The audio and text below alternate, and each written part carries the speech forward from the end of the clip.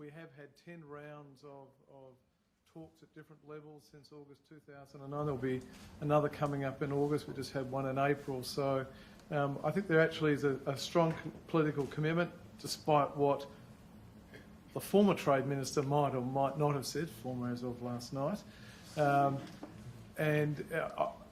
From our point of view, we do see this negotiation in a quite different, non-traditional point of view. We do not approach it as a conventional FTA, and our objectives are different to those that we have, say, with the Chinese or the Indians. I'll leave it at that. Emma Vevey is our next speaker. She's the principal economist in the ADB's Pacific Department. She previously worked in the ADB's Suva office, and she joined the ADB in 2005, having been the economic advisor for the Pacific Islands Forum Secretariat. And Emma, you're going to talk about linkages, broadly speaking.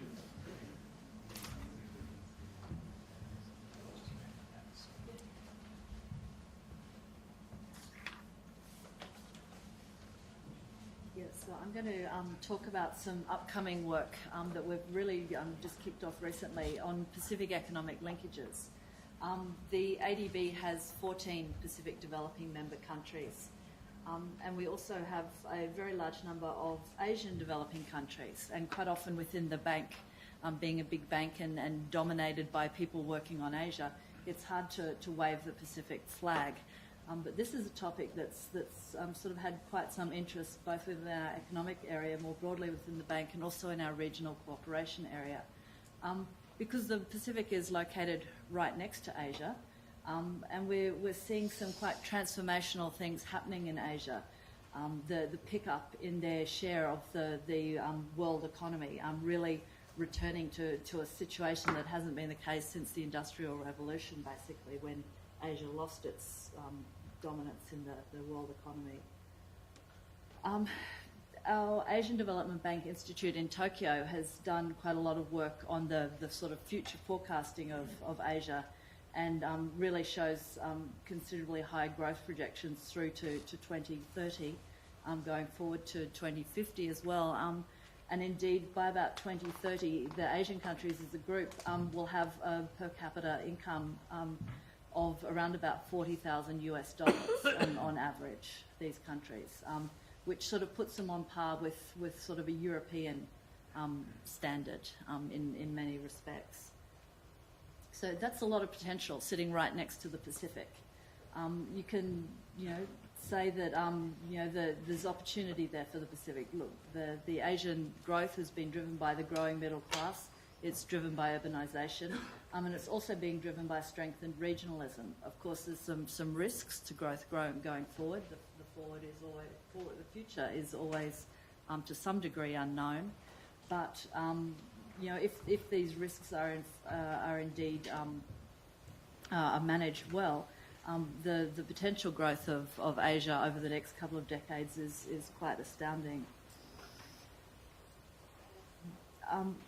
At a very broad level, the Pacific has actually been growing at around about the same as some of the key Asian sub-regions. However, that really, as Christopher pointed out earlier, is driven by PNG and growth in Timor-Leste.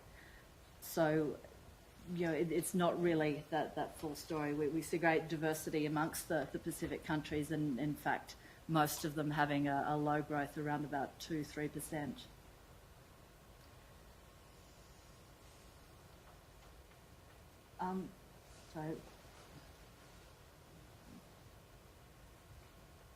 So how can the Pacific take advantage of what's happening pretty much right next door? How can it overcome the challenges that have been in place in terms of the distance from markets, its small populations? Well, certainly ADB sees there's some quite structural changes happening in the region. The growth in fibre optic cables, increasing the connectivity, making geographic distance less important than it has been historically. The deregulation of telecoms across the Pacific, where it's happened, the price of telecommunications has dropped significantly. The reach of mobile phones out into the rural areas is really making a difference in people's day-to-day life, the ability of governments to provide services. We're also looking at great improvements in transport networking and connectivity of the region outside the region, but also there's potential for greatly increased connectivity within the region. And these are quite transformational structural shifts. So how can the Pacific benefit? We could see that perhaps the expanding Asian goods and services market is one opportunity for Pacific products. The rising wealth in Asia, they're looking for places to invest capital. The Pacific needs capital, it needs investment, so a source of foreign direct investment. And also the Pacific stands to learn from the actions of ASEAN and other sub-regional groupings within Asia, how these have been able to move forward when the Pacific's own attempts at regionalism have been very slow in comparison.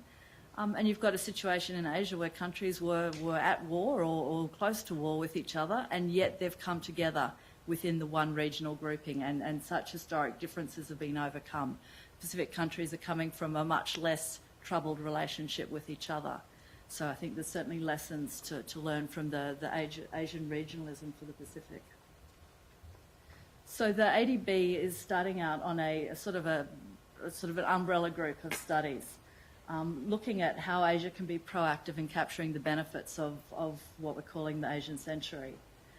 We did initial scoping work in our Pacific Economic Monitor last December, looking at the 3 North Pacific countries, Micronesia, Marshall Islands and Palau, just to see how their linkages were changing, shifting away from traditional partners like the US in the case of the North Pacific, but Australia and New Zealand in the case more likely in South Pacific countries, and broadening out to take in links to Asian countries, trade links, tourism links, financial flows, remittances, labour flows. All these relationships are changing within the region.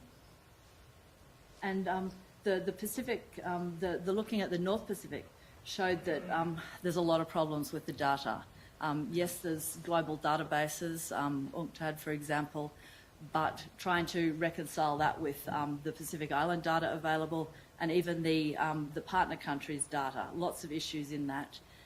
But there's certainly lots of available data, but it's working out what's the best to use.